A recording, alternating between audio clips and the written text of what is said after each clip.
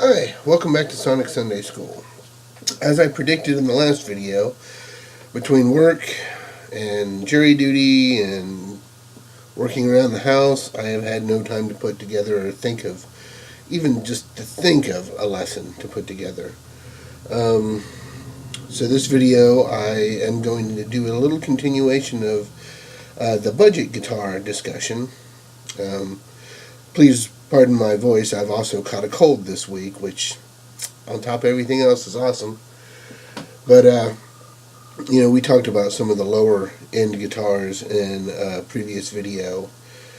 And I actually have a few of what people would consider beginner or starter guitars. This being one. This is a Yamaha Pacifica 112J. They run about $200, $199, and it is considered a student guitar or beginner guitar, but I like it a lot and play the crap out of it. I've had a Yamaha Pacifica for 15, 16 years, so I am very familiar with this guitar. It actually has gotten to the point where I played it so much it actually feels like home now. I had bought this guitar as the beater guitar, and it ended up being so nice that I ended up using it live and recording and things like that, and I just love the way it feels. I also want to apologize for, there probably is going to be several cuts because I have to stop the video to cough from my wonderful head cold that I got, I think, at the courthouse from jury duty. I'm pretty sure. But anyway, back to the guitars. With the Yamaha Pacifica, you get a maple neck, rosewood fingerboard, an alder body, and humbucker 2 singles, which is, what a lot of my guitars are, actually. Humbucker and 2 singles. It's just a nice guitar. It's got good tuners, holds tune real well. I haven't had any issues with this guitar, and this is my second one. The first one, actually, I played so much that the frets are starting to show some significant wear, so I kind of semi-retired that guitar, and since they're only $200, I get another one. And now this is the one I play. Now, they were bought 10, 15 years apart, so the neck's profile is different, but that's about it. It doesn't seem to have really changed in the last 15 years. So that's, kudos to Yamaha for putting on a guitar that was right in the first place. I like the way it sounds. It's got kind of dead strings on it right now. That's why I'm not plugged in playing a lot on it. I do need to restring it. But with all this remodeling and everything, I just haven't had the time to sit down and do much of anything with the guitar. But I wanted to look at another one of the guitars that I picked up that I bought on a whim. But hold on and we'll look at that. Alright, well, look at this. Hey, same color scheme. Same alder body, maple neck, rosewood fingerboard, hum single, but this is a Squier.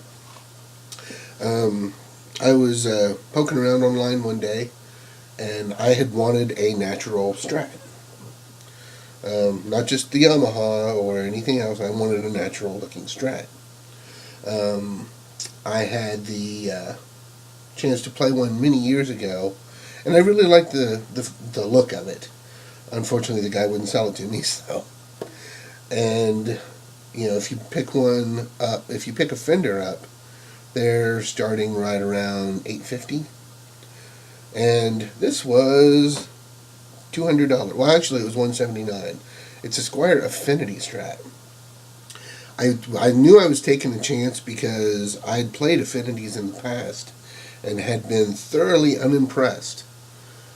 However, this guitar came to me, and it is possibly the only guitar I've ever purchased brand new that came perfect out of the box.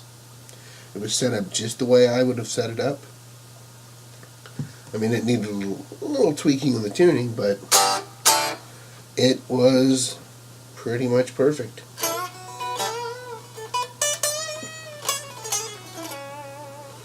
So I was impressed, and now you can find certain Affinities for between $179 and $200. One caveat: I found out something that I didn't know. When I got this guitar, I thought, wow, their quality control has gone way up, and everything is awesome on this guitar. So, the place that ordered these in natural, they did a custom order of Affinities in natural, because this isn't a color you can just find at Guitar Center or Sam Ash or anything like that. It's a local shop, actually, that did it. And they also did blue with black pickguard. And I saw that on their website and thought, that's nice. I might, knowing how nice this is, I should go pick that up. Well, they didn't have any in stock for their online order, so I started calling around. They've got a couple of locations around here, and I started calling and found one of the locations did have one. So I went up to check it out. Here's the problem. That guitar felt like a toy. It was super light, felt cheap. They had one of these as well there, so I did a little comparison, and everything was different on them. Like, the bridge was slightly different, the pickups looked a little different, the tuners were grittier on the blue one, and the blue one had a skunk stripe where this one doesn't. I thought, well, that's weird. They're both Squier Affinities made in the same year. Why is it different? Well, that's when I looked at the back, and it was the made in, or crafted in is what this says. This was crafted in China. So you would think that it wouldn't be that great, but it's actually pretty awesome. The blue one was crafted in Indonesia and felt like a complete toy. So I started looking at a couple of the other Affinities they had there. Every one of them that was made in Indonesia was super light, felt just didn't feel good. They weren't set up at all either, but they just felt terrible. Where this feels like a Strat. So, if you're going to get yourself something like an Affinity, go play it first. Don't order it online. Unless the place has a really good return policy, or you don't mind a super light feeling cheap guitar. Having said that, if you can find a good one, for that price, they are awesome. This guitar is wonderful. I mean, I play it a lot. You've seen it in several of the videos, and I play it a lot. As far as I know, it will accept Fender replacement parts, since it's, a Squier made by Fender. Although I've not done any measuring, I'm not that worried about it. Nothing seems like it's going to break or fall apart. And I don't use a tremolo, so it's blocked. I don't have to worry about that. I'm not going to be replacing that. The pickups sound really good, so that's not going to be an issue either. The only thing I might do is take the pickguard off and shield the cavity. I can tell in certain environments that it's shielded, but not completely. So that's something I might do in the future. But yeah, that's cheap guitars. Inexpensive guitars, I should say. You've got, like this, the Yamaha Pacificas. I've never grabbed one that wasn't used and been unhappy. I mean, some of the ones that I've grabbed, like at Music Go Round or something like that, just were beat. That's not the guitar. That's not Yamaha's issue. That's whoever owned it. But yeah, the Yamaha Pacificas are nice. If you want to spend just $100 more, the 112Vs have Alnico pickups and a slightly different styling, but I think they're pretty much the same as far as feel goes. And I really like the feel of my Pacifica. Alright, for the discussion part. Some people, and I've heard this from, musicians around here, or if you spend any time on forums, or even watching some videos, there are people that, unless you spent $800, you don't have a good guitar. And that's just not true. I've got over 60 guitars, I think, now. And, granted, a lot of them I got on serious discounts, so the fact that I spent $200, $300 on the guitar isn't indicative of what the guitar's worth. The one guitar I got, I spent $250 on, and it retails for, I think it was $12. I'd saved like $1,000. I'm not going to complain, but for me, it was an expensive guitar to pick up, and yeah, I'm happy. I'm really happy with it. It's a really nice guitar. But guitars that are, retailing for lower prices of the $200, $300, $400, a lot of people look down their nose at those guitars, and there's absolutely no reason to. Like I said, with the Yamaha here, or the Squier, and the Squier Classic Vibe, I think runs $300, $400, and from everything I've seen, they're pretty nice guitars. I've not had any experience with them, so I can't say personally.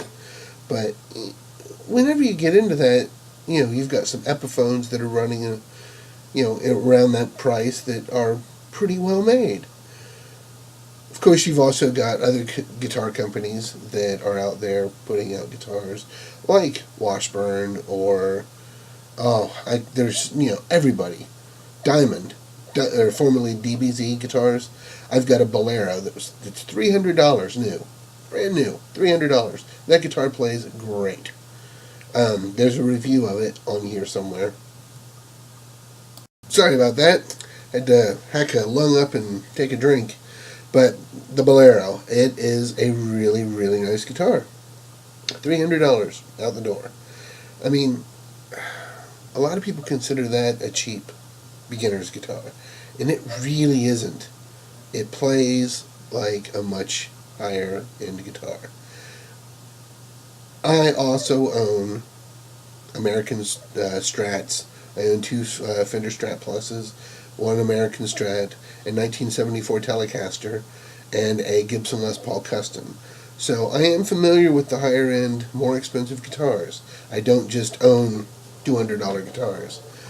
However, I find myself more often playing the $200 guitars, and I'm not sure why that is.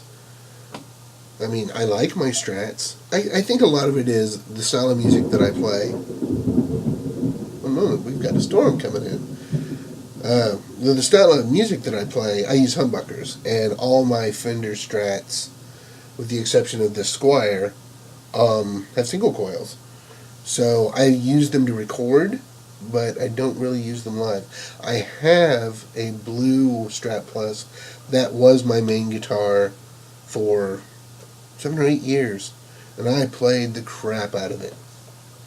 The frets down here need leveled at the least, just from years of gigging with it. And happily, it's in pretty good shape. It doesn't really look any worse for wear, other than the fret wear. But there's something to be said about having a higher end guitar. This has just your satin finish on it. And I think they did that originally to show that we make guitars out of solid wood, but I don't know. My American Strat, not the Strat Plus, does play phenomenally. But again, it's just got standard single coils in it, so I don't use it very often. I stick with the guitars with humbuckers in the bridge. Now, I am really, really happy with my Godin guitars. You've seen my Freeway Classic and my Exit 22. I think I have about 10 Godin guitars now. And they are a serious value. I mean, I would put my Freeway Classic or my Exit 22 up against any high dollar American made guitar, and I think it would come through just fine.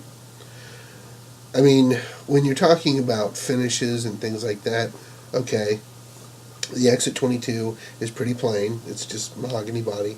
So, and it's not a tin top like a PRS or anything like that. But the fretwork is immaculate. Everything is, the fit and finish is perfect on each one. I mean, what else are you comparing here?